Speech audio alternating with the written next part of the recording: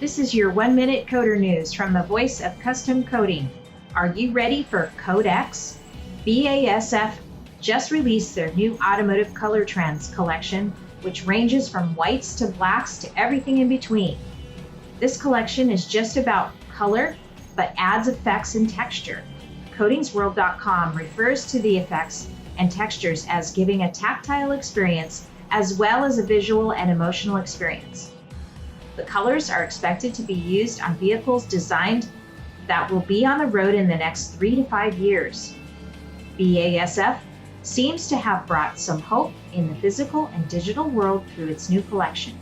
More on this article can be found at codingsworld.com. And that's been your 1-minute coder news. See you next time.